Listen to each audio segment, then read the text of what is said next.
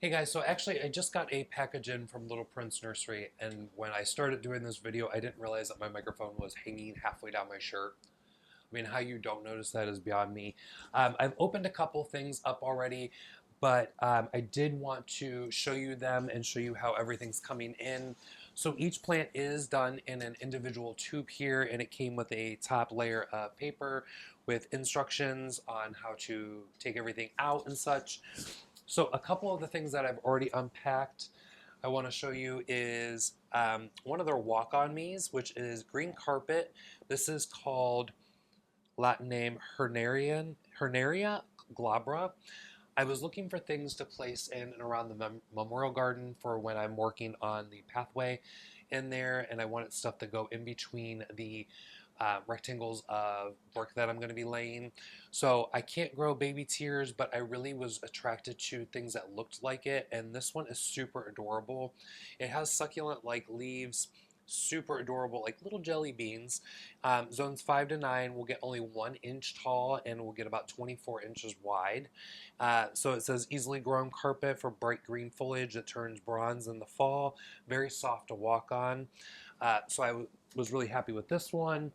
I also got in this little guy called Water Miser's Baby Tear Stone Crop. Again, has that cute little jelly bean like foliage. This one's hardy from zones 4 to 9. It gets 4 to 6 inches tall and about 12 inches wide. So tiny white flowers bloom atop of this dense carpet of succulent green teardrop shaped foliage. And it's super, super cute. Like I just immediately started doing this when I opened it. Another one that's pretty young right now, which is a spleen, maidenhair spleen wort. This is a splenium, Asclepia, wrong plant. Asplenia tric, trichomans. I have had this on my list for a very long time since I've seen it to try and grow.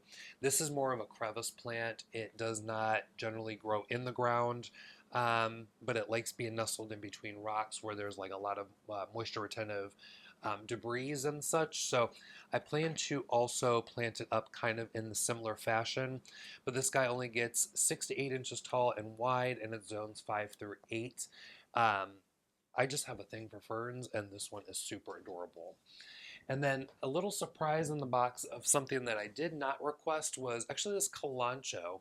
This is Catapitha? Catapith? These names are getting hard. Tarantula. I'm not a spider person, but look at the cool foliage on that and these beautiful flowers as well. Um, I really think this is neat. I do have a succulent container downstairs, so I'm going to go ahead and put this in it, and this will remain in part shade. And then it'll just provide a little bit of pop of color, but I love the fuchsia color on this. It's kind of like a double bloom, but it's still open. So it does provide service for pollinators if they want to come along.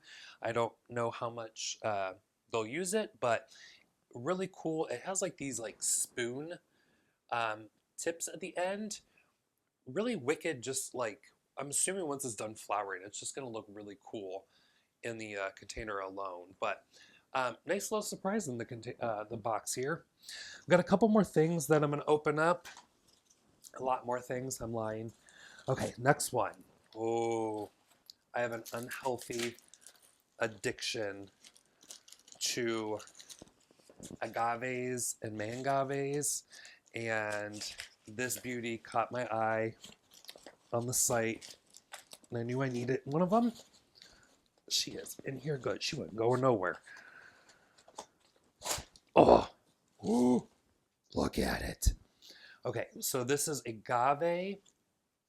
Let's get that name out. Agave attenuata, Cara's stripes. This is a variegated agave.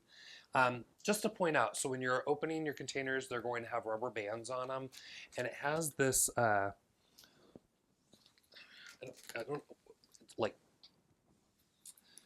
I don't know what this stuff is exactly, but it's fibrous. It seems all natural, and it just keeps the soil placed in there.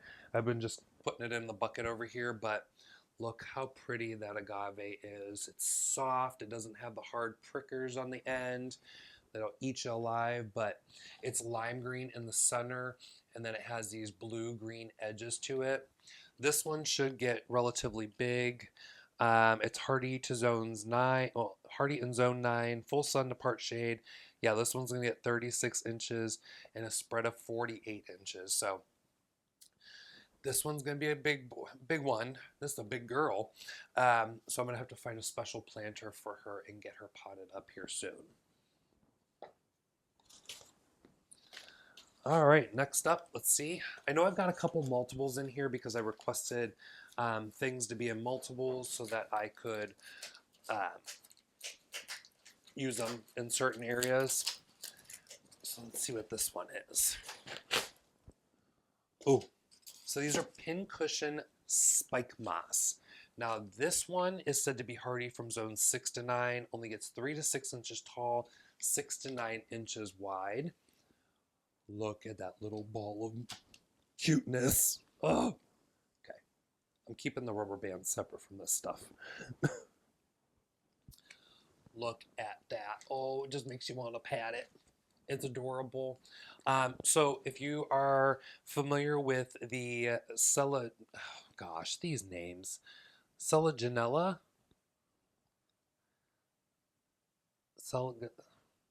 Yeah, this is brownie eye. The houseplant section, you'll sometimes see these available. They're like really pain in the butt to take care of inside, at least in my opinion. They're like a lot of humidity and I'm not providing a terrarium for them. This should be hardy for me, and I want to put these in pots at the beginning of the season, underplanted. I'm thinking with a Japanese maple or another dwarf type of tree. Who knows, but I love the mossy texture. So zone 6 to 9, if you're in those zones, you need to be growing these. I know I have a couple more varieties of those in here as well. I could have just cut the tubes. Okay, so this is the same plant. This is spike moss, brown eye, pincushion variety. Another great looking one. Where'd that? Let's see if this helps. That's why you should read the directions when you get it, how to open them. Okay, so this is green spike moss. So this is another one of the mosses that are hardy for me.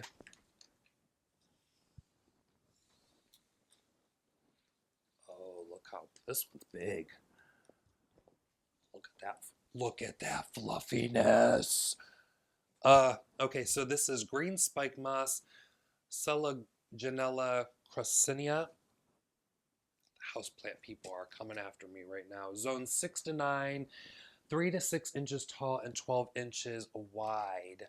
This should spread and grow along the soil and attach as it goes. It tends to get little feeder roots. Actually, you can see right there, as it goes along, it'll root along the way there and keep growing.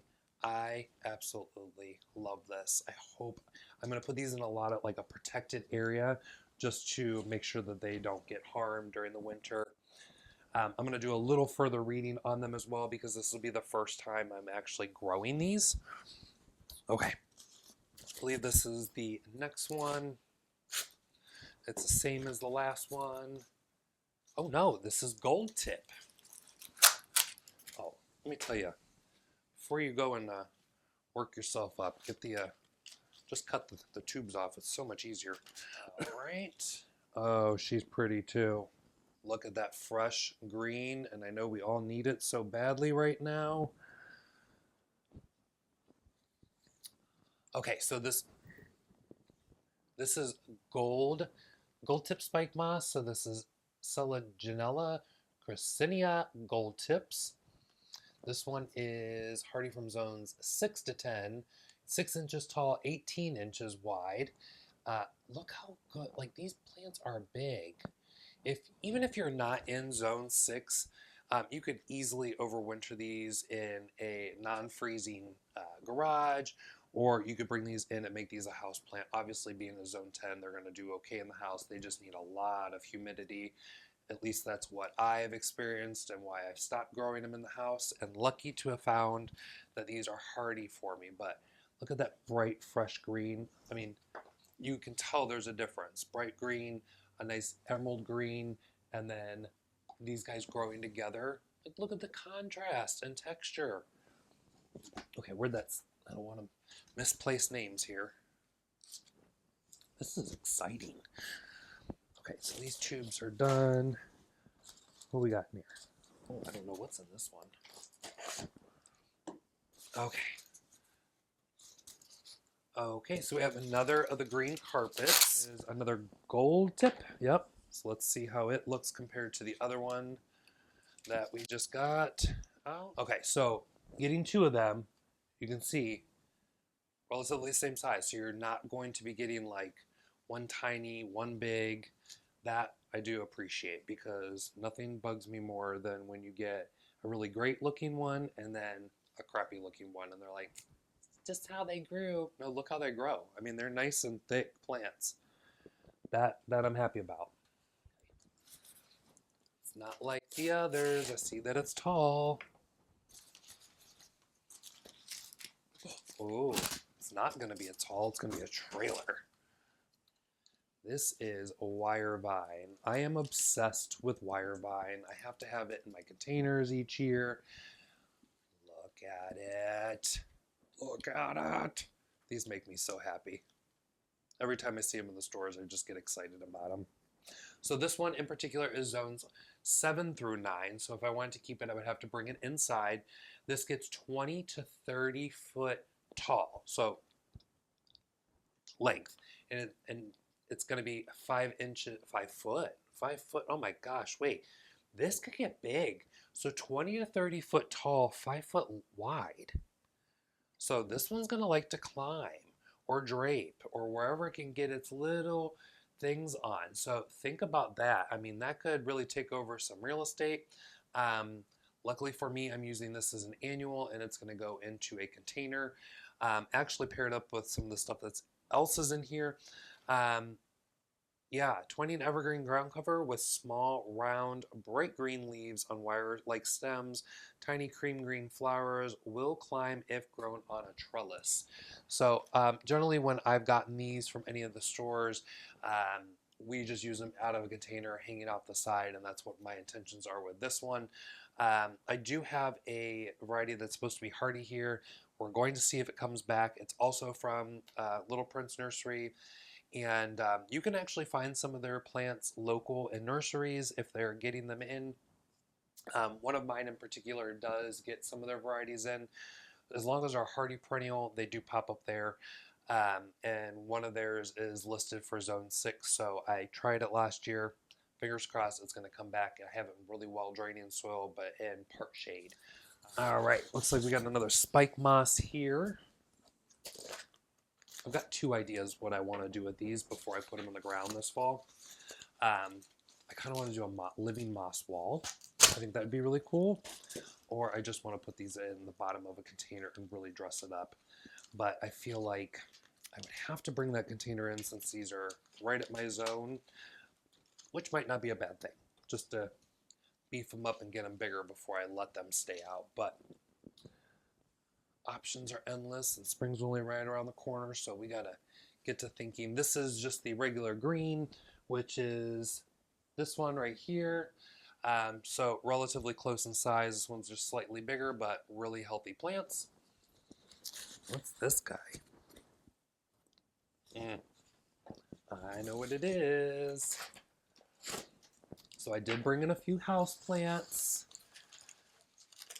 And I killed mine not long ago, like just a couple weeks ago. So when the opportunity arose, I got myself another one. This is watermelon begonia vine.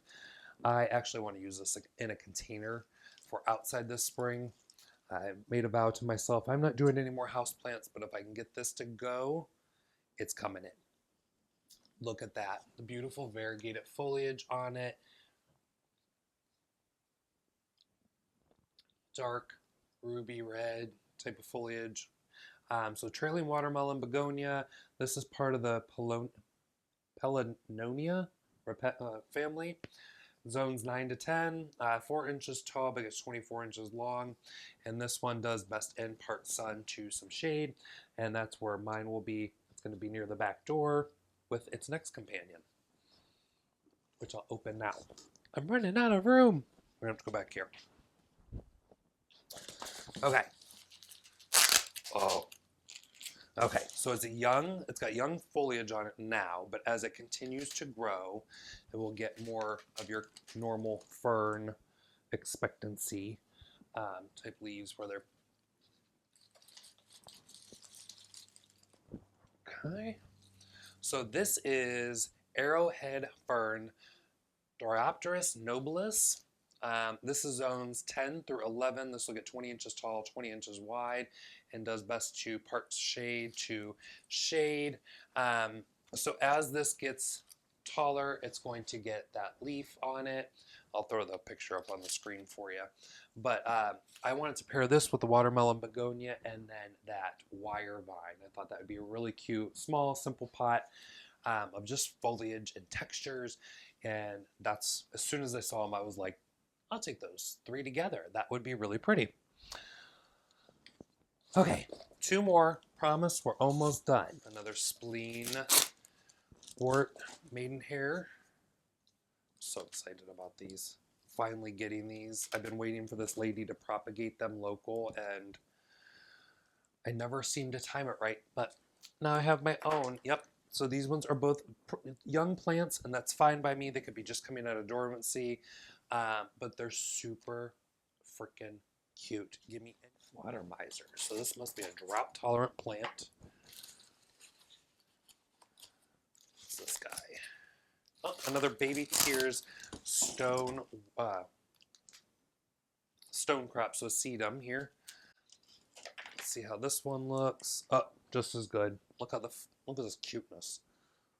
Look at this cuteness. Everything was just cute to me. Let me show you what it looks like to the other one. So same size, everything. Really like that consistent growth across the board. I didn't get stuff that was one small, one big, all that type of thing. So everything looks really, really good. Everything is really well watered. I mean, these guys are, they feel dense. So now that they're out of the box, we can allow them to dry a bit. I know they wanted to water them really well before they got shipped, but everything looks super amazing.